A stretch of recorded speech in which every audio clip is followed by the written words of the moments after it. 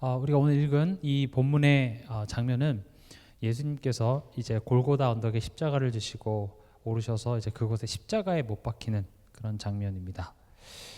사람들은 그래도 하나님의 아들이라고 하는 자가 이제 어떤 능력을 발휘해서 이제 마지막에 어떤 그런 대단한 반전이 일어나길 기대했는데요. 그러나 예수님은 그렇게 큰 소리를 지르시고 십자가에서 죽으셨다는 내용이 오늘의 본문의 내용입니다. 그러니까 우리는 이제 그 뒤에 어떤 내용이 일어나는지 우리는 알고 있지만 오늘 이 본문을 보면 마치 예수님이 진 것 같습니다. 그렇죠? 대제사장들과 서기관들이 이긴 것 같고 결국 빌라도의 총독의 그 명령에 예수님의 목숨이 끊어진 것 같은 그런 모습으로 우리가 보여질 수도 있습니다. 그럼 오늘 이 본문이 우리에게 주는 메시지가 무엇인지 우리는 꼭 생각해 봐야 되겠습니다.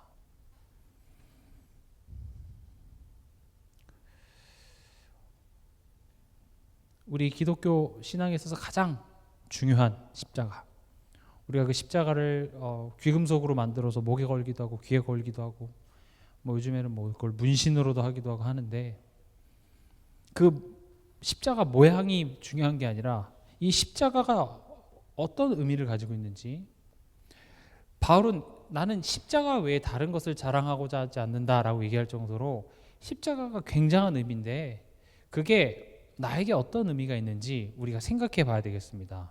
십자가가 왜 중요합니까? 우리가 당연히 십자가는 뭡니까? 우리를 구원하시는 하나님의 방법이죠. 십자가는 예수님이 억울하게 죽으신 것이 아니죠. 내가 널 이만큼 사랑한다고 보여주기 위한 어떤 하나의 퍼포먼스 정도가 아니라 우리를 구원하시기 위한 하나님이 허락하신 구원의 길이 바로 십자가입니다. 우리가 하나님께 지은 죄, 즉 하나님을 불신하고 하나님을 믿지 못하는 그 죄에 대한 대가가 사망이었고, 그래서 죽음을 통하여서 예수님이 그 죄값을 친히 치르시고 또 죽음의 권세 잡은 자 마귀를 멸하셔서 우리와 하나님과의 그 막힌 담을 허시는 그것이 십자가였습니다. 또 십자가는 어떤 의미가 있습니까? 성도가 걸어가야 할 여정의 모범이 십자가입니다. 나를 따르려면 제 십자가를 지고 나를 따르라고 했죠.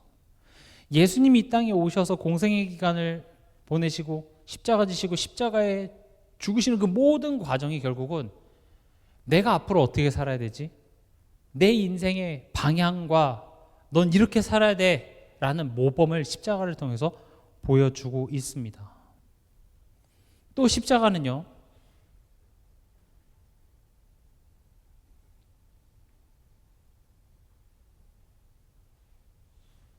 내가 어떤 존재인지를 드러내는 것이 십자가입니다. 내가 죄인인지, 십자가가 아니면 내가 죄인인지 깨달을 수가 없습니다. 십자가 앞에서 다 드러나죠. 제자들도 예수님과 함께 있을 때는 다 좋았습니다. 예수님, 제가 예수님 위해서 죽겠습니다. 예수님 위해서 무엇인지 하겠습니다. 근데 예수님이 붙잡히시고 예수님이 힘없이 끌려가는 그 장면 앞에서 모든 제자들은 도망가고 부인하고, 예수님이 예루살렘에 입성하실 때 호산나 호산나 외쳤던 자들이 이제는 예수를 못 박으라. 끝까지 저 십자가에서 예수님이 어떻게 하는지 한번 보자. 뭔가 반전을 이루겠지. 죽은 자도 살리고 병자도 고친 저 사람이 저 문제, 십자가 문제쯤이야 해결할 수 있지 않을까? 라는 그런 기대를 가지고 봤지만 예수님은 십자가에서 죽으셨습니다. 우리는 예수님이 지금 갑자기 이렇게 된 게 아니라 공생의 기간 동안 계속 얘기하셨습니다. 내가 죽어야 되는 이유야, 내가 왜 죽어야 되는지 알아듣지 못합니다. 말해줘도 믿을 수가 없는 것이 우리의 모습입니다. 십자가 앞에서만이 내가 얼마나 심각한 죄인인지가 드러나고 또 동시에 십자가를 통해서 우리가 지은 죄가 얼마나 심각한지를 말해주고 있습니다. 예수님이, 하나님이신 예수님께서 이렇게 처참한 고통과 희롱과 끔찍한 방법으로 십자가에 죽으셔야 할 정도가 우리가 지은 죄의 무게입니다. 우리가 그냥 하나님 안 믿을 수도 있지가 아니라니까요. 아담은 한 번 안 믿었습니다. 한 번 불신한 거예요. 여러분들은 몇 번 하셨습니까? 우리는 그것을 인지하지도 못합니다. 그래서 율법을 통하여서 우리 삶 속에 내가 얼마나 하나님에 대해서 불신하고 있는지 최소한 인지라도 해라. 율법입니다. 염려하고 걱정하고 미래에 대해서 불안해하고 이 모든 것들이 결국 하나님을 믿지 못하는 것이고, 하나님을 믿지 못하는 그 한 번의 죄의 심각성이 지금 예수님이 십자가에 못 박혀야 할 정도로 심각하다. 이걸 십자가가 얘기해 주고 있습니다.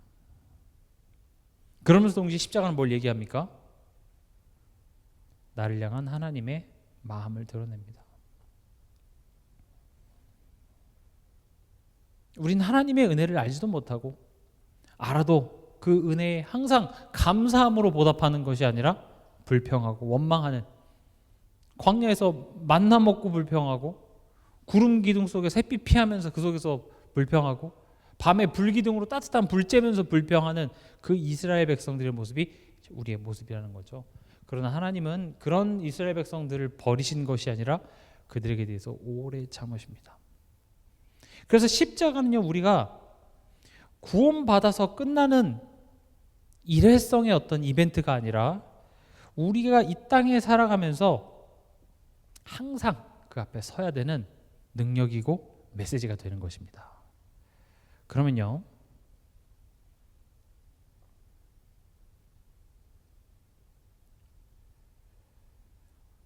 오늘 예수님께서 십자가를 지셨는데 이 십자가의 메시지가 무엇인지 우리가 생각해 봐야겠습니다.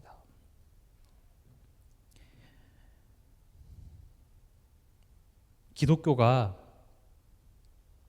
다른 종교와 아주 다른 지점이 있습니다.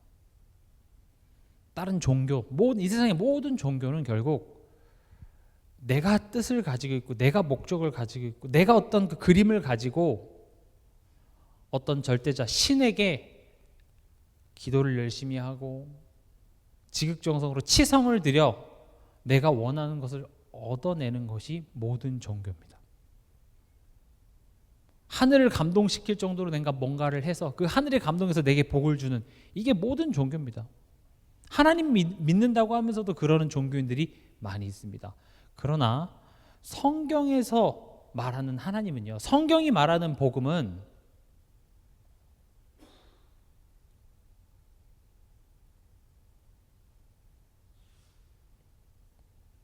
하나님께서 나를 향한 목적이 있다고 얘기합니다. 여러분들이 신앙생활하고 예수 믿는 것은요, 내 삶을 살면서 하나님이 좀 복받기 위해서 하는 게 아니라 하나님이 여러분의 인생을 무언가로 만들어내고자 한다, 이걸 믿는 것에서부터 신앙은 시작이 됩니다. 이 말을 여러분들이 한번 깊게 생각해 보시기 바랍니다. 하나님이 나를 향한 목적이 있습니다. 이따 뒤에서도 보겠지만 사람들은 당신이 예수라면 이때 이렇게 능력을 나타내봐, 내 눈에 증거를 보여봐, 십자가에서 지금 내려와봐, 다 내가 원하는 것, 내가 원하는 때에 하나님께서 증거를 보여주면 내가 믿어드리겠다고 이야기를 합니다. 근데 애초에 하나님은 내가 원하는 걸 주려는 게 아니라 하나님이 원하는 것을 만들어내기 위해서 나를 구원하시고 자녀 삼으시고 나와 함께 하시는 겁니다. 여러분들의 계획대로 요 나이쯤에 뭐 하고, 내 자녀가 결혼하고 손주 보고 뭐 이렇게 하고 저렇게 하고, 그래서 그렇게 살다가 90이나 80대쯤에 잠자다가 조용히 하늘나라 가는 그런 내 인생의 계획을 세운다 한들 내 계획대로 돌아가던가요? 되지 않아요. 하나님 그냥 별일 없이 그냥 편하게 살아주세요, 살게만 도와주세요. 아닙니다. 하나님은 내가 결국 고작 그거 하자고 내가 널 부른 것 같냐? 결국 오늘 죽어서 지옥 안 가고 천국 가니까 다행이다, 그 정도 수준에 머무르려고 내가 널 부른 것 같냐? 아닙니다. 그래서 우리는 예수 믿으면 천국 가고 예수 믿지 않으면 지옥 간다, 거기에 머물러 있는 것이 아니라 더 훌륭한 것을 지금 찾고 가잖아요. 이해가 되십니까? 하나님이 고작 여러분들이 예수 믿어서 죽어서 천국 가는 게 우리에게 바라는 게 전부라면 성도에게 있어서 고난은 필요가 없습니다. 오늘 내가 예수 그리스도 이름으로 예수님을 내 마음속에 영접하면 다 한순간 눈 떠보면 천국이고 그래야 되는데 그게 끝이 아니라 그게 이제 새로운 시작이에요. 그게 무슨 말입니까? 하나님이 지금 나를 이런 가정에 이런 남편과 이런 자녀와 이런 시대 이런 교회 속에 나를 심으셔서 지금 내 삶 속에 하나님이 뭔가를 만들어내고 담고자 하는 내용이 있다는 사실을 인정하는 것이 하나님을 믿는 겁니다. 하나님이 목적이 있다, 나를 향한 목적이 있다고 인정하는 것이 뭐예요? 그게 하나님이 내 인생의 주인이십니다 라고 고백하는 겁니다. 주인과 종의 차이점이 뭡니까? 종은 목적이 없습니다. 주인이 뜻이 있고 주인이 목적이 있고 종은 그 주인의 뜻을 따라 행하는 거예요.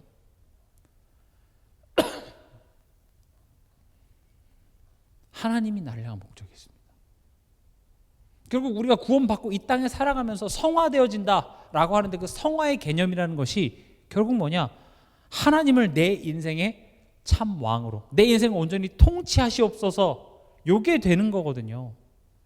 근데 우리가 내 인생을 통치하여 주시옵소서 내 인생의 주인이 되어 주시옵소서라는 그 문장을 이야기하는 것 그것을 강조한다고 해서 주인이 되는 게 아니에요. 실제적으로 뭐부터 인정해야 돼요?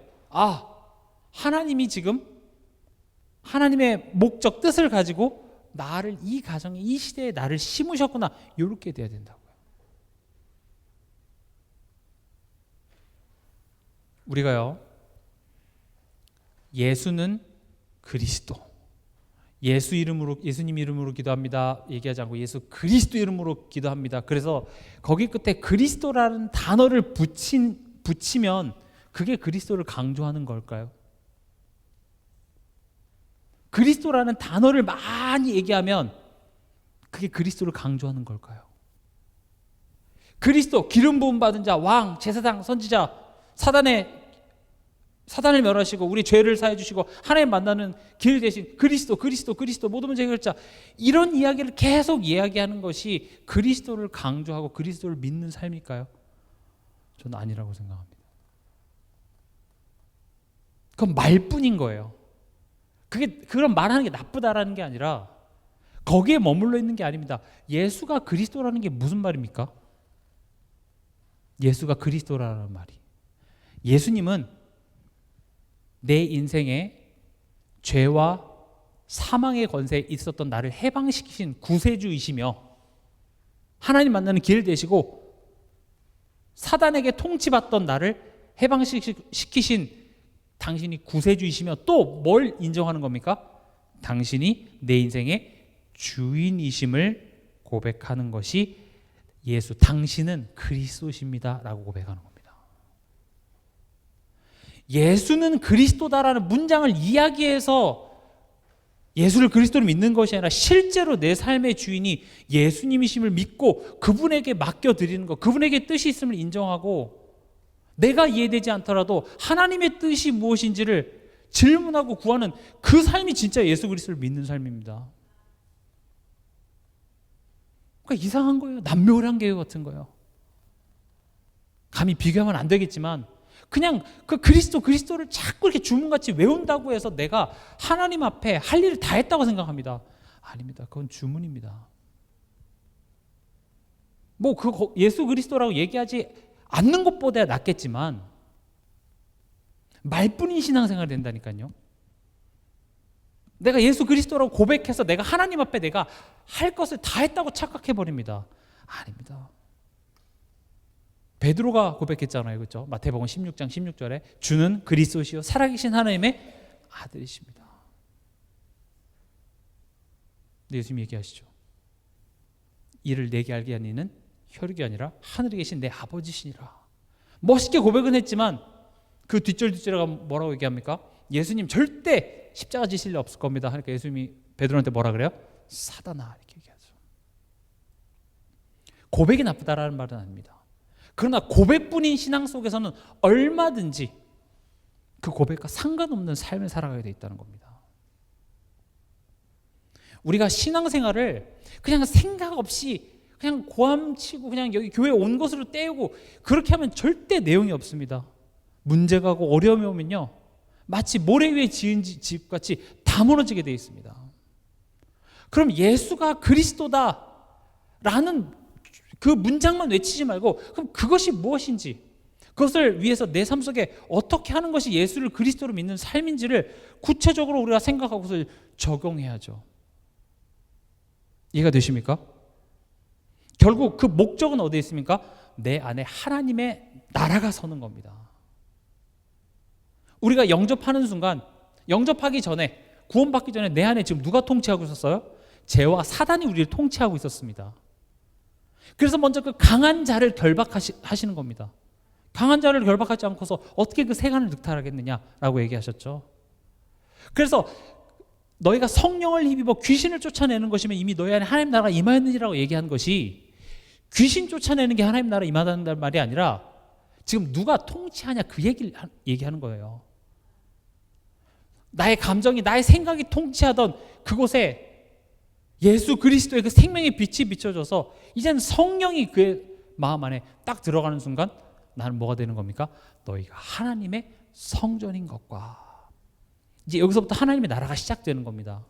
우리 안에 성령이 내주해서 내 안에 하나님 나라가 임했지만, 그러나 그 하나님의 나라가 온전히 선다라는 말은 우리가 하나님을 내 인생의 주인으로서 온전히 인정하는 것입니다. 하나님을 내 인생의 주인으로 온전히 일어날 때 내 삶 속에 나타나는 열매는 항상 기뻐하고 평안하고 감사하고, 왜냐? 하나님이 지금 내 인생을 인도하고 있잖아요. 지금 풍랑이 와도 내 배에 예수님이 타고 계시잖아요. 그분이 창조주시고 예수님은 창조 전부터 계신 그 하나님이신 예수님이라는 그 사실을 믿는 자는 주는 그리스도시요 이것만 얘기해서 되는 것이 아니라 그 상황 속에서 평안할 것입니다. 그러나 우리의 모습은 어떻습니까? 예수님이 타 계시지만 지금 이 예수님 뒤편으로 불어오는 그 큰 파도, 풍랑에 우리의 마음이 흔들립니다. 아마 몇몇 제자들은 바지 오줌 좀 지렸을 겁니다. 뭐 여러분들은 안 지르실 것 같으니까. 월미도에서 바이킹만 타도 무섭죠. 근데 진짜 바다에서 그런 풍랑을 만났다고 생각해 보세요. 우리의 인생이 마치 그것과 같다고 이야기를 하고 있습니다. 저는 그래서 저도 모태신앙이고 어렸을 때부터 뭐 복음을 많이 들으면서 자라왔다고 하지만 항상 마음속에 드는 것이 뭔가 그 우리의 삶과 그 메시지 그 중간의 사이에 뭔가 뚝 끊어진 게 있어요. 성경처럼 예수 그리스도 이름으로 떠나갈지어다 하면 막 날 힘들게 하는 사람이 다 무너지고 성령이 역사하셔서 하는 것마다 막 다 잘 되고 그런 삶이었으면 좋겠는데 안 돼요. 왜 어려움이 오지? 왜 이렇게 힘든 문제가 찾아오지? 이해할 수 없었습니다. 그래서 저는 이 말씀을 그냥 항상 들어왔던 대로 내가 듣고 넘기는 것이 아니라 질문하고 생각하게 되는 겁니다.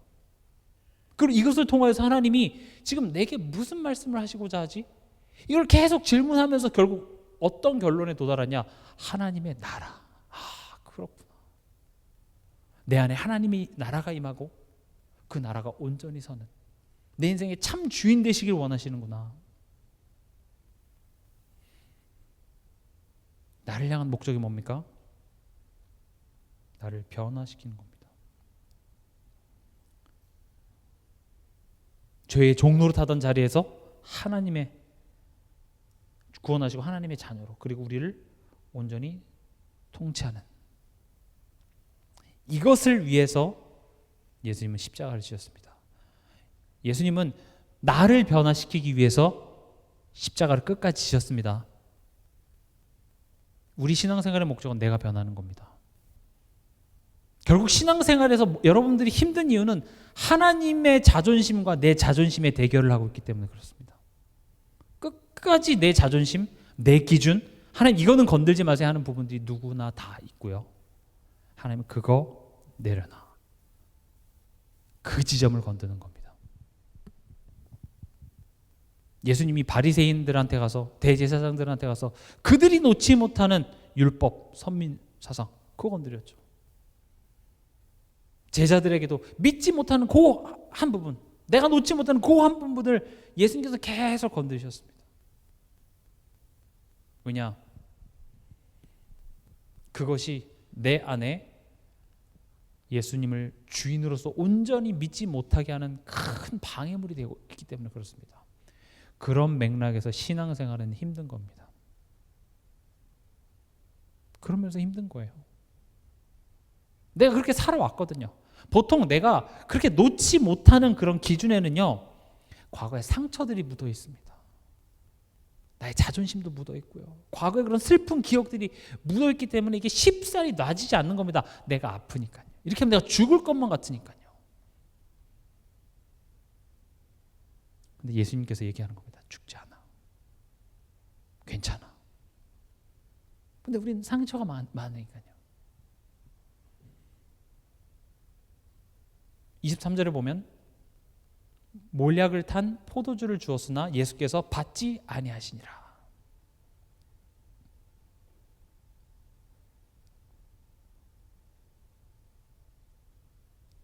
이 몰약을 탄 포도주는 일종의 마취제와 같습니다.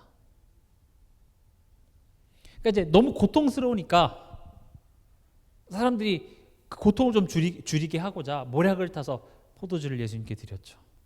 근데 예수님이 그래 이거로 좀 먹어야겠다, 너무 아프다 하셨습니까? 아니요. 예수님이 그걸 놓친 게 아니라 의도적으로 거절하십니다. 마취제를 받지 않습니다. 십자가의 고통을 끝까지 온전히 다 감당하셨습니다. 예수님은 우리의 죄값을 조금도 덜지 않고 모두 다 감당하셨다는 말이 되는 겁니다. 그러면요, 지금 예수님의 십자가의 여정이 뭐라 그랬죠? 나의 여정이에요. 우린 지금 하나님께 무엇을 기도하고 있습니까? 하나님 마취제 좀요. 이걸 기도하는 것 똑같아요. 좀 쉽게 가게 해주세요. 물론 신앙은 무조건 어려워야 된다, 고생만 해야 된다, 이런 이야기를 하는 것은 아닙니다. 무조건 어려운 것이 좋은 신앙은 아닙니다.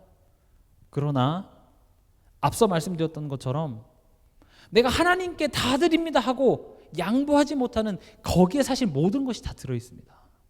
하나님 내가 다 드립니다. 나의 99% 다 드립니다. 근데 알고 보니까 그 1% 박스 안에 내 게 다 들어가 있어. 어떤 영상을 보니까 그 외국 꼬마애가 엄마한테 가서 엄마 나 방 청소 다 했어. 그리고 방에 가보니까 진짜 깨끗하게 다 치워놓은 거예요.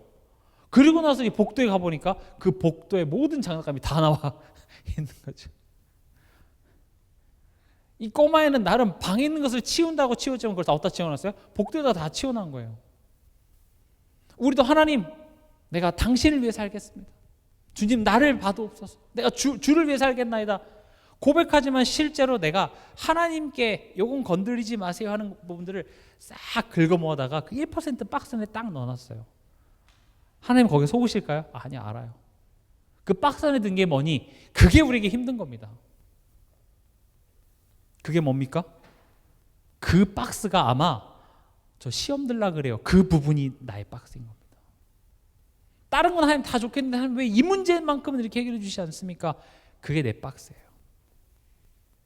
아마 그 부분만 여러분들이 온전히 하나님께 내어놓고 치유함을 받으면 엄청난 역사가 일어날 줄 믿습니다. 그래서 베드로도 피장시몬의 집에 갔을 때 베드로가 주를 위해서 못할 게 없지만 한 가지 부정한 음식, 그 이방인을 위해서 복음 전하는 그것만큼 내가 안 된다는 거예요. 그리고 바울 부르잖아요. 너 왜 이방인이랑 식사하냐? 이게 좀 그 성령 받기 전입니까? 예수님 만나기 전에 제자들의 모습이었습니까? 아닙니다. 마가다락방에서 기도하고 성령 충만 받고 안진뱅이도 일으키고 엄청난 역사를 일으킨 초대교회의 사도들의 모습이 그런 모습입니다. 예수님은 고난을 피해 가시거나 그것을 쉽게 가려고 하기보다는 그 고통을 온전히 받으셨던 것처럼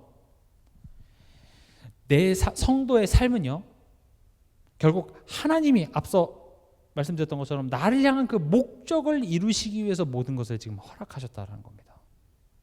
이렇게 한번 예를 들어볼게요. 성도의 삶은 마치 이 뇌의 명령을 받지 않는 몸속의 암세포를 제거하는 그런 과정과 비슷합니다.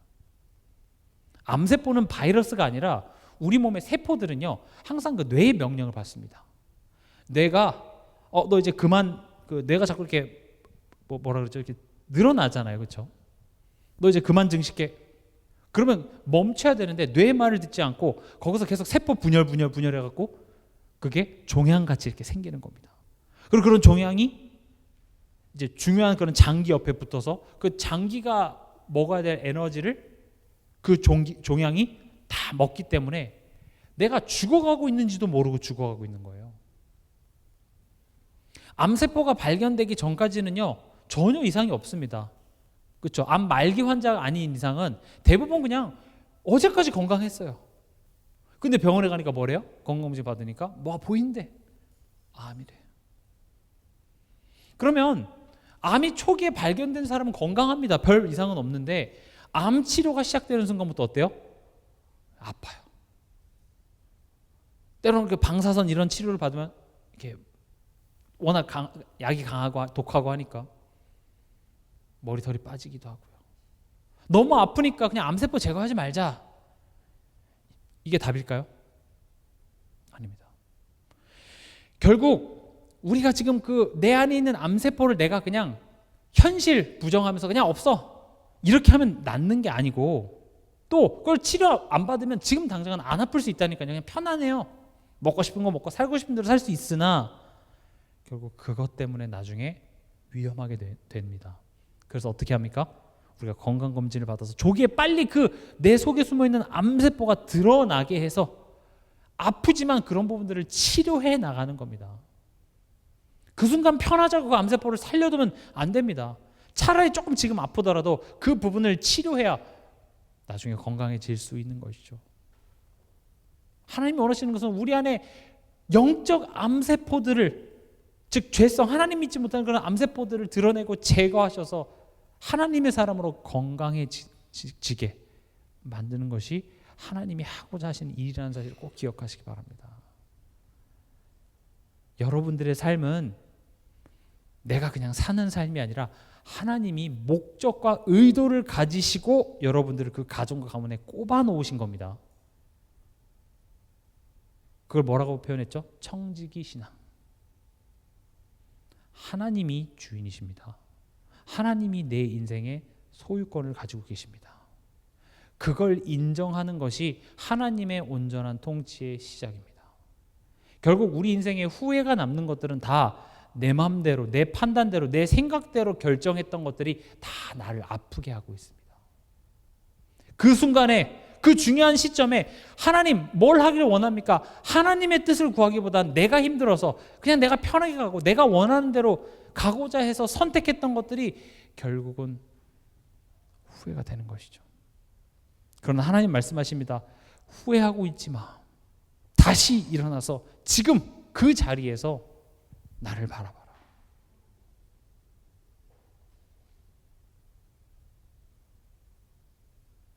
우리가 원하는 게 뭡니까?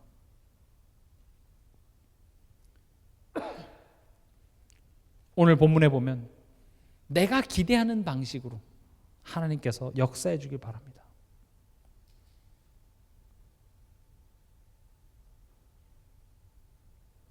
또 내가 원하는 때에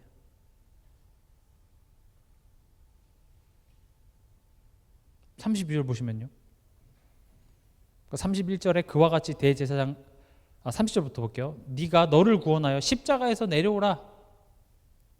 그와 같이 대제사장들도 서기관들과 함께 희롱하며 서로 말하되 그가 남은 구원하였을 때 자기는 구원할 수 없도다. 이스라엘 왕 그리스도가 지금 십자가에서 내려와 우리가 보고 믿게 할지어다 하며 함께 십자가에 못 박힌 자들도 예수를 욕하더라. 지금 내려와서 네가 하나님의 아들이라며, 그럼 믿을게. 지금 내려와서 너 하나님 아들인 거 보여주면 내가 진짜 믿을게. 지금 그렇게 얘기하는 거잖아요. 우리 이런 기도 안 합니까? 전 학창시절에 특히 많이 했습니다. 하나님 이번 시험만 잘 보게 해주면 진짜 잘할게요. 하나님 이번만 진짜 이번만. 그 어떤 그 한 사람이 뭐 발표를 해야 되는데 발표 준비가 안 돼가지고 그 호텔에다가 장난 전화를 한 거예요. 그 호텔에 폭탄을 숨겨놨다고. 그래갖고 진짜 호텔이 마비가 됐어요. 근데 그 심각한 범죄잖아요. 그리고 나중에 발견되어 그 사람이 이제 뭐 엄청난 벌금을 물긴 했는데, 저도 솔직히 기도한 적이 있습니다. 하나님, 내일 눈이 많이 와서 시험 취소되게 하여 주시옵소서. 그렇게 하면 진짜 잘할게요, 하나님. 그렇게 된다 한데 그게 응답이겠습니까? 미국에 있을 땐 좀 몇 번 응답이 된 적도 있어요. 하나님 내일 눈 오게 해주시면 진짜 잘할게요. 근데 미국은 눈이 좀만 와도 진짜 이렇게 학교가 많이 취소되거든요. 정말 아침에 전화가 와 있어요. 하나님 감사합니다. 근데 잘 안 해요. 그냥 그때 학교 안 가서 아싸 이게 끝이지. 또 비슷한 그 상황이 되면 또 하나님 진짜 잘할게요. 이것만 딱 해결해 주면 내가 진짜 잘할게요. 내가 기대하는 방식으로 하나님 역사해 주길 바랍니다. 내가 원하는 대로 해주면 내가 하나님 잘 믿어드리겠다고 지금 이야기를 합니다. 심지어 29절에 지나가는 자들은 머리를 흔들며 예수를 모욕하여 이르되 아하 성전을 헐고 사흘에 짓는다는 자여, 이렇게 돼 있죠. 지금 이거 누구 말씀입니까? 예수님이 말씀하셨잖아요. 내가 예루살렘 성전을 사흘 만에 허물고 새로 짓는다 한 그 말씀을 기억하고 있지만 이 말씀을 내 마음대로 해석하는 거죠. 무슨 의미인지도 몰라요. 이러는 기독교인들 되게 많습니다. 특히 식장 같은 데 보면 그 시작은 미약하나 그 끝은 창대하리라 이런 거 붙여놓고, 내게 능력 주시는 자에서 내가 모든 것을 할 수 있느니라. 수험 보는 시험 전날에 그거 외우고 있고, 말씀을 내 마음대로 해석해요. 물론 기도 안 하는 것보다 낫겠습니다만은 지금 다 공통점이 뭡니까? 내가 원하는 거, 내가 원하는 거. 우리가 신앙이 미적지근해지는 이유가 뭡니까? 내 마음대로 안 해주잖아요. 내가 원하는 거 안 해주잖아요. 하나님 그래도 그렇죠. 내가 하나님께 얼마나 열심히 충성 봉사를 했는데 하나님 이게 뭡니까? 내 자녀 변함없지 않습니까? 응답 없지 않습니까? 32절에도 지금 내려와 우리가 보고 믿게 할지어다.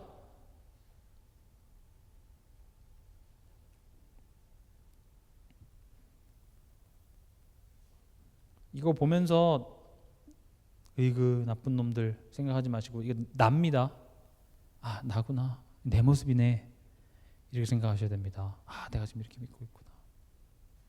결론적으로 말씀드리겠지만 결국 예수님이 십자가에 죽으신 것은 더 이상 나를 위해 사는 것이 아니라 나를 위해 죽으신 예수를 위해 사는 인생을 살라고 죽으신 것입니다. 이 순간에도 나는 내가 원하는 방식으로 예수님께서 역사해 주길 바라고 있다니까요. 하나님이 내가 원하는 걸 안 해주겠다는 것이 아니라 네가 원하는 게 너에게 유익하지가 않아. 지금 하나님 내가 이 대학 가고 이렇게 직장 되고 이렇게 되면 그게 내게 유익할 것 같죠? 아니라니까요. 그건 직장도 하지 말고 하지 말라는 그런 내용이 아니라 무엇을 한들 너의 인생에 하나님이 없으면 인간은 어떻게 하든지 간에 불행하게 돼 있어. 안 믿겨집니다. 잘. 그래서 하나님은 어떻게 그걸 느끼게 하시냐? 인생이 내 마음대로 되지 않습니다. 내 마음대로 되지 않는다라는 것은 인생이 내 게 아니라는 거예요. 내 거면 내 마음대로 돼야죠. 내 자녀면 내 마음대로 돼야 되잖아요. 내 돈이면 내 마음대로 돼야죠. 특히 이제 직장인들 지금 이제 뭐 이번 주에 월급 받는 날이잖아요. 물어보면 월급은 그냥 스쳐 지나간대요. 이렇게 통장에 찍혔지만 없어. 가득값 나가고 뭐 나가고. 많이 버는데 많이 나가요. 많이 버는 사람이 저금도 많이 하고 할 것 같은데 많이 벌면 그만큼 또 많이 나가요. 분명 내 돈인데 내 시간인데 안 돼요. 질문해 보시기 바랍니다. 지금 누가 목적과 누가 뜻을 가지고 있습니까? 내 삶이 답답하죠. 내 마음대로 안 돼서. 그런데 하나님은 뭐라고 얘기합니까? 내가 목적을 가지고 있어. 요셉은요, 뭔가 어렸을 때 해와 달과 별이 저라고 하니까 뭔가 내가 어떤 두목 노릇을 하겠다, 내가 보스 역할을 하겠다 싶어서 아빠 옆에서 아빠 앞잡이 노릇을 했잖아요. 아빠, 형들 제대로 안 해. 그리고 아빠 또한도 야곱이 요셉한테 야, 형들 잘하고 이제 가서 감시하고 와봐. 그런 역할을 맡겨놨어요. 근데 요셉의 인생이 요셉의 의도대로, 요셉이 원하는 대로 흘러갑니까? 아니에요. 노예로 팔려가네요. 그 형들한테 절을 해야 될 형들이 어떻게 해요? 나를 죽이려 들어요. 심지어 날 노예로 팝니다. 그러니까 내가 내 인생에 뭔가 목적과 뜻을 가지고 살려고 하니까 인생이 지금 너무 이상하게 꼬인 거예요. 내 인생 꼬였어요. 제대로 꼬였어요. 내 인생 진짜. 근데 성경은 노예로 팔려간 요셉한테 형통한 자가 되어 이렇게 얘기하고 있습니다. 여호와께서 요셉과 함께 하심으로 요셉이 형통한 자가 되어. 목적을 누가 가지고 계시느냐, 이걸 이해하지 못하면 그게 뭐가 형통한 겁니까? 뭐 노예로 팔려가서 보디발한테 인정받은 게 형통한 겁니까? 노예로 팔려가지 말아야죠. 그렇잖아요. 노예로 팔려가서 인정받으면 뭐예요? 일 잘하는 노예가 되는 거예요. 요셉이 그래, 내가 노예로서 한번 내가 최고가 되어보겠다고 좀 열심히 한 거겠습니까? 아니에요. 애초에 하나님이 내 인생을 향한 목적과 뜻을 가지고 어렸을 때 요셉을 그런 가정에, 요셉에게 비전을 주시고, 그러나 요셉이 그것을 담을 만한 그릇 안 되잖아요. 하나님이 내 삶을 통치하고 하나님이 내 삶의 주인이라는 사실을 모르고 내 마음대로 살려고 하니까 하나님께서는 그것을 깨닫게 하시기 위해서 요셉을 하나님이 의도하시고 그런 환경과 상황 속으로 몰아가시면서 요셉을 빚어내시더라고요. 그리고 마침내 요셉이 고백합니다. 형들이 나를 팔았지만 하나님께서 생명을 구원하시기 위해서 나를 앞서 보냈습니다. 요셉은 말만 그런 것이 아니라 정말로 하나님이 허락하신 하루, 하나님이 허락하신 현장이라면 내가 허락하신 그 자리에서 최선을 다한 것으로 보여집니다. 난 여기 있을 사람이 아닌데, 이러지 않았어요. 나름 노예로서 뭔가 대단한 비전을 갖고 있는 것이 아니라 하나님이 허락하신 오늘 그 소유권을 인정하고 그 하루를 최고의 것으로 만드는 그런 삶을 살았던 것뿐이에요. 요셉은. 그런 맥락으로 봤을 때 정말 예수 그리스도를 믿는 자는 말로만 예수 그리스도라고 이야기하는 것이 아니라, 또는 내 가정과 내게 주어진 이 모든 것을 팽개치고 돌아다니면서 예수 그리스도라고 말만 하고 다니는 자가 아니라 내 자녀, 내 삶, 이 모든 것들이 하나님이 내게 맡겨주신 달란트라는 사실을 알고 그것을 가지고 장사를 하는 것이 예수를 잘 믿는 자의 삶인 것입니다. 우리가 지금 성실하게 살아서 부자 되자는 얘기입니까? 성실해야지 구원받는다는 얘기입니까? 아니에요. 근데 우리는 고함 지르고 기도 많이 하고 예배 안 빠지고 나오고 그게 나쁘다라는 말이 아니라 그런 것을 하는 것으로 진짜 내가 해야 될 것을 퉁치고 있다니까요. 막 좋은 메시지 들으러 막 돌아다니면서 정작 남편과 나와의 그 관계 속에서 하나님이 지금 내게 주시는 말씀, 그런 거 듣기를 원하지 않아요. 왜요? 지금 전 세계 현장 저렇게 죽어가고 있는데요. 복음 없어 저렇게 죽어가고 있는데 내가 지금 이 가정 돌볼 때입니까? 어차피 얘네들은 제자 아니잖아. 나 제자 찾으러 가야지. 이게 잘못됐다는 겁니다. 우리는 분명 복음 없는 세상을 향해 복음을 전해야 됩니다.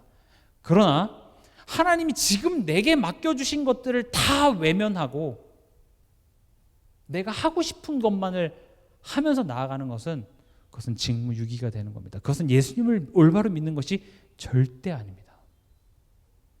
그럼 그것은 열심히 한 만큼 나중에 그 열매가 믿음을 증명하게 되어 있습니다. 모든 것을 행한 다음에 다 무너지게 되어 있습니다. 가정 무너져 있고 삶이 무너져 있고 건강 무너져 있고. 그러고 얘기하는 거죠. 내가 주님을 위해서 이렇게 희생했다면. 아닙니다. 나는 직무유기를 했습니다. 난 내가 진짜 이런 문제와 상황, 이런 만남, 이 가정을 통해서 지금 하나님이 나를 단련하시고 해야 되는데 이건 하기 싫은 거예요. 무슨 말인지 이해가 되십니까? 내 거 잘해야죠. 남의 집 가서 설거지 왜 이렇게 하지 말고 지금 내 집 청소하고 내가 해야 될 걸 해야 되는데 그거 하나도 하지 않고. 그러니까 우리가 이런 것들을 잘 해나가면서 누군가를 돕는다는 것은 굉장히 훌륭하고 좋은 겁니다. 근데 우리들 삶을 한번 보자고요. 나름 나 딴에는 교회를 위해서 열심히 한다고 하지만 교회를 위해서 열심히 하는 부분을 하지 말자라는 게 아니라 내가 그거 하는 것으로 진짜 내가 해야 될 부분들을 대신하고 있지 않은지 돌아보자는 얘기입니다. 왜냐?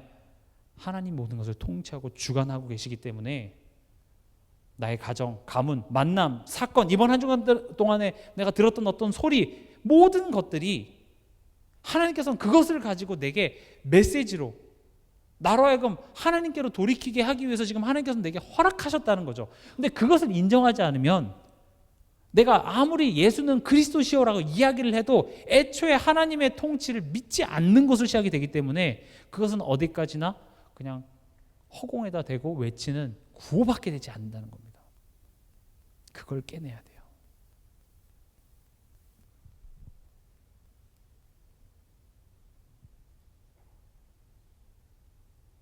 (27절에) 보면 강도 둘을 예수와 함께 십자가에 못 박으니 하나는 그 우편에 하나는 좌편에 있더라.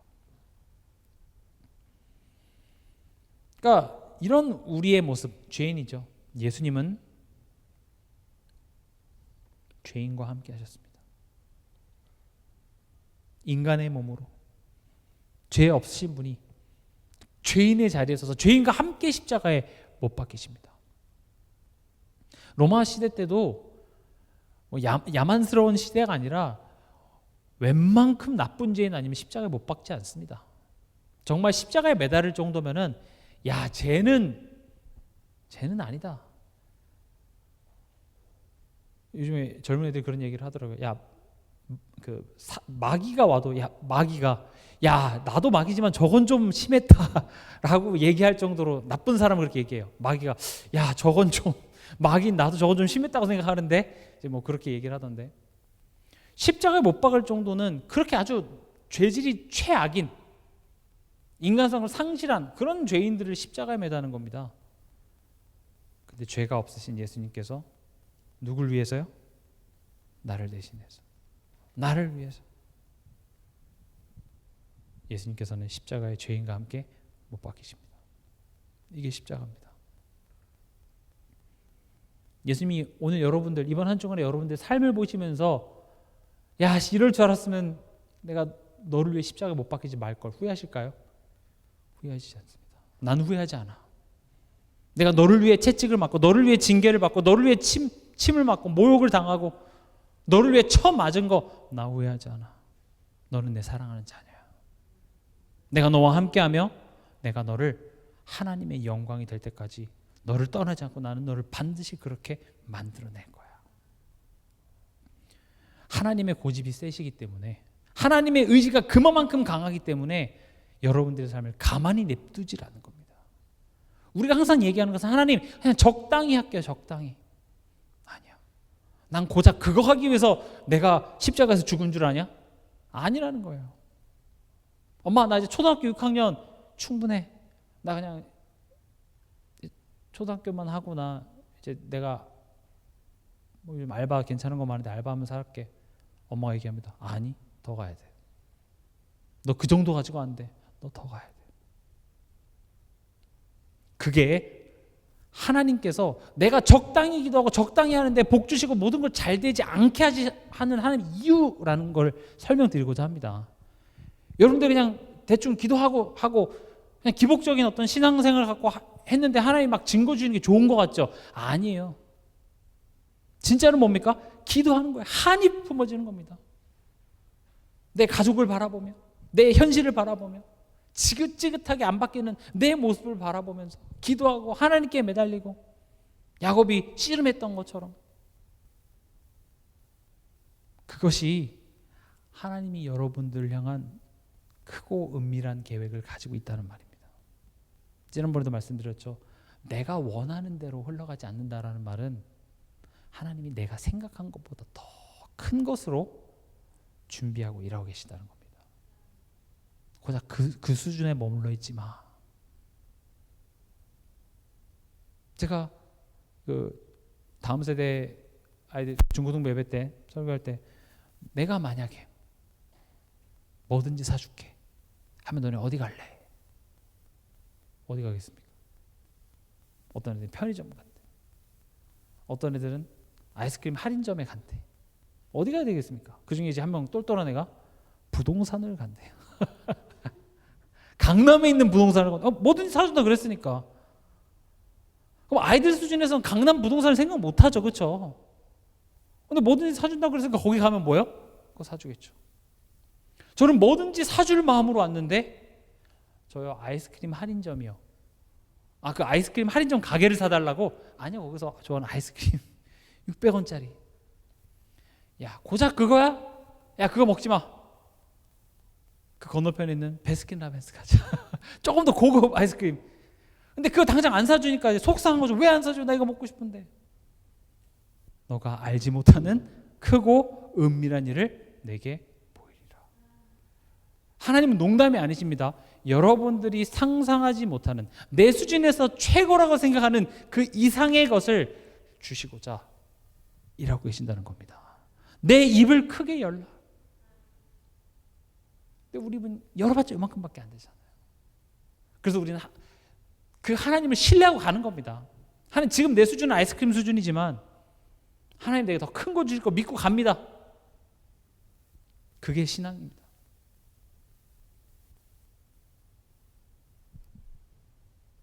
예수님이 고백하십니다.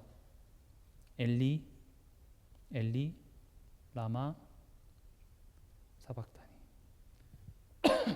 사람들은 예수님의 이 고백을 오해합니다. 뭐라고 오해합니까? 34절에 제9시에 예수께서 크게 소리 지르되 엘리 엘리 라마 사박다니 하신 이를 번역하면 나의 하나님 나의 하나님 어찌하여 나를 버리셨나이까 하는 뜻이라. 곁에 섰던 자 중 어떤 이들이 듣고 이르되 보라 엘리야를 부른다 하고, 이렇게 되죠. 또 36절에 가만두라 엘리야가 와서 그를 내려주나 보자 하더라.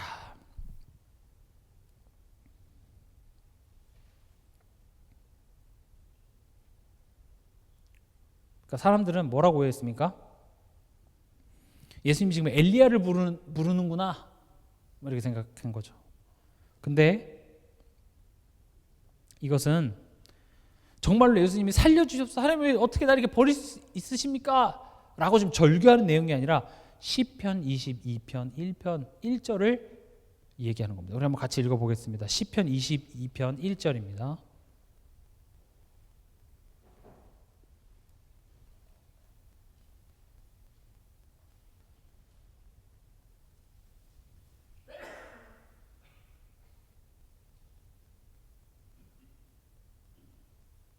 같이 읽겠습니다.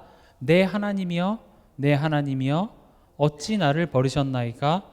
어찌 나를 멀리하여 돕지 아니하시오며 내 신음소리를 듣지 아니하시나이까? 이거 왜 얘기한 거예요? 지금 이 밑에 보면은요,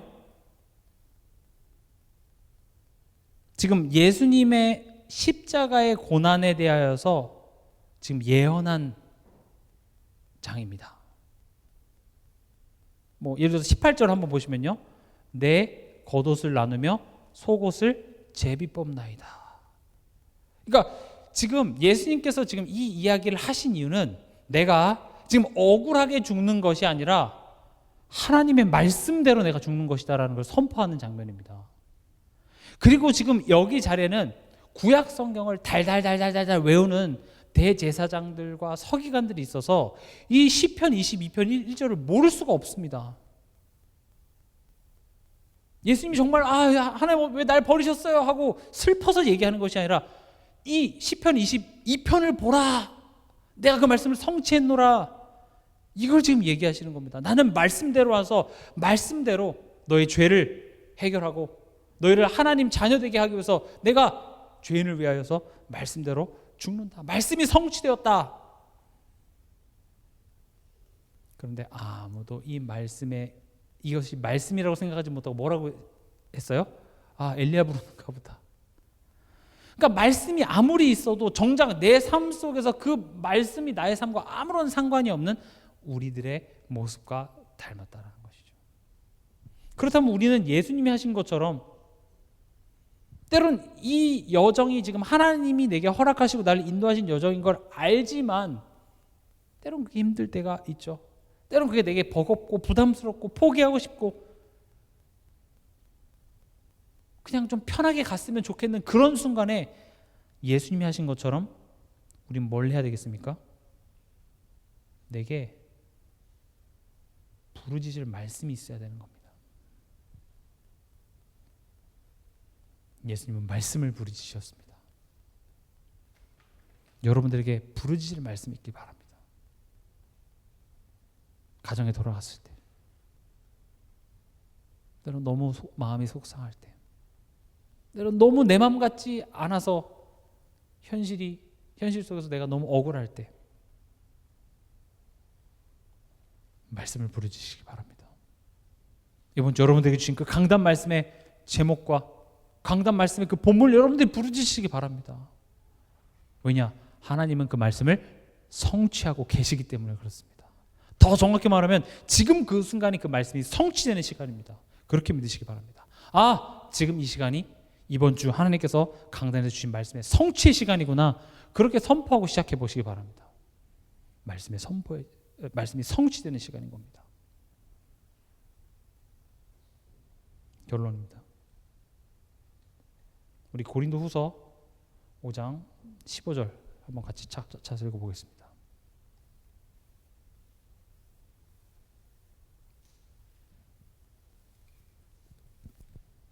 고린도후서 5장 15절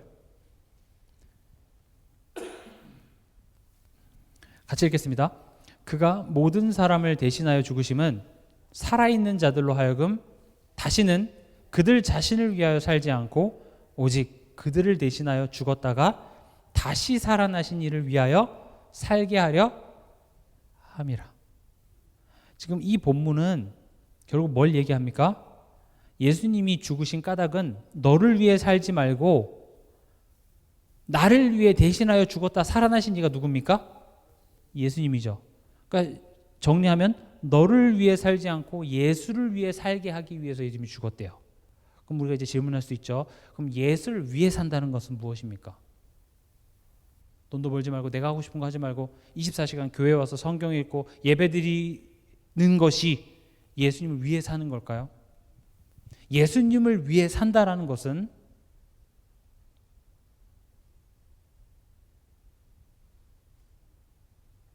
지금 예수님이 나로부터 뭔가를 원하시는 것은 없습니다.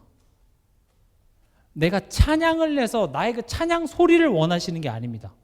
하나님은 부족함이 없습니다.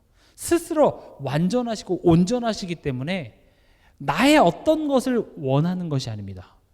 하나님은 나를 사랑하십니다. 그리고 하나님은 우리가 하나님을 알아서 하나님으로 기뻐하길 원하십니다. 제가 그래서 이 부분에 대해서도 자녀와 부모와의 관계를 통해서 설명을 했죠. 어린 자녀가 내가 부모를 위해서 뭔가를 한다고 해서 학교 그만두고 내가 역공역에서 껌을 팔면 그것은 부모를 위한 게 아닙니다. 부모는 자녀가 잘 되는 것을 원합니다. 그렇다면 예수를 위해 산다라는 것은 현실을 다 제쳐두고 내가 예수를 위한답시고 뭔가를 하면서 돌아다니는 것이 아니라 너에게 오늘이라는 현실이 내가 너에게 주어졌음을 인정하는 거예요. 그리고 그 속에서 하나님이 지금 내 인생의 주인이심을 인정하고 그 속에서 하나님의 뜻과 나를 향한 메시지를 하나님께 질문해 나가면서 그 여정을 몸부림치면서 나가는 것이 예수를 위해 살아가는 겁니다. 나를 위해 살지 말라는 것은 내가 하고 싶은 걸 하지 말라는 것이 아니라 편하게 가고 대충 가고 생각 없이 그냥 하나님 좋게 갑시다. 그거 하지 말라는 거예요. 예수님도 그 모략을 탄 포도주를 드시지 않으셨죠. 거부하셨잖아요. 그거 먹으면 어떨 수 있었어요? 고통을 조금 완화해서 편하게 갈 수 있었지만 거부하셨죠. 하나님이 허락하신 그 십자가의 여정을 온전히 하나도 빼놓지 않고 다 마주하고 완주하신 그 예수님의 모습처럼 나를 위해 살지 않다라는 것은 하나님의 뜻과 상관없이 그냥 내가 원하는 대로 그냥 편하게 쉽게 가고자 하는 내가 주인된 이 모든 것을 버리고 하나님이 내 인생의 참된 왕이심을 인정하고 그 통치 속에 오늘을 살아가는 것. 예수를 위한 삶입니다. 그리고 그런 삶들이 모여져서 가정을 살리고 교회 중직자 역할을 하고 누군가에게 복음을 전하고 이렇게 순서가 되어지는 겁니다. 물론 내가 완벽히 된 다음에 복음이 전달된다. 내가 완벽히 된 다음에 전도한다. 이런 것이 아닙니다. 하나님의 나라는 동시에 이루어지는 겁니다. 내 안에 하나님의 나라가 이루어지면서 그 여정 속에서 하나님께서 나를 통하여서 또 다른 사람들에게 이 복음의 빛을 비춰서 내 안에 하나님의 나라가 든든히 섬과 동시에 이 하나님의 나라가 나를 통하여서 확장이 되어지는 것. 그게 사도행전입니다. 사도행전은 베드로와 바울이 열심히 전도하러 돌아다닌 것 같지만 가만히 보면 그 사도들 한 사람 한 사람 마음속에 하나님의 나라가 온전히 세워지는 그 깊어지는 성령의 역사와 함께 이 성령의 역사가 나로부터 전달되어지는 성령의 역사가 일어나는 사건들이 사도행전인 겁니다. 그렇다면 여러분들의 가정 복음화를 위해, 가문 복음화를 위해, 자녀를 위해, 남편을 위해, 아내를 위해 기도하면서 또 동시에 뭘 해야 되겠습니까? 내 안에 성령께서 온전히 통치하시고 역사하기를, 내 안에 예수를 위하지 않고 나를 위해 살아가는 그런 나의 쓴 뿌리들이 제거되어지는 만큼 내 안에서 그런 선명한 빛들이 증거되게 되어져 있는 것입니다. 말씀 맺겠습니다. 끝까지 완주하심. 예수님의 십자가의 여정은 내가 성도로서 하나님의 자녀로서 살아가야 될 그 여정을 모범으로서 보여주신 것입니다. 예수님은 그 과정을 쉽게 편하게 가려는 것이 아니라 그 모든 과정 속에 하나님이 나를 향한 메시지와 뜻이 있으셨기 때문에 또 우리의 죄를 위하여서 예수님은 그 고난을 다 받으셨듯이 우리 삶에 허락된 그 모든 것들 또한도 하나님이 나를 빚어가시고 세우시기 위해서 허락하셨다는 그 사실을 기억하시면서 힘달라고 기도하시기 바랍니다. 이게 저도 설명하면서 머리는 알지만 막상 그 현실에 가면 참 안 됩니다. 힘듭니다. 그냥 편하게 가고 싶고 왜 나만 이렇게 신앙생활을 힘들게 하나 싶기도 합니다만은 내가 하나님을 믿는 믿음이 훌륭해서가 아니라 하나님이 나를 붙잡는 그 손길이 변함이 없으시기 때문에 우린 가는 겁니다. 이 사실 기억하시면서 오늘 밤 여러분들의 마음과 생각에 큰 치유가 있는 그런 마음 되시길 주님의 이름으로 축원합니다.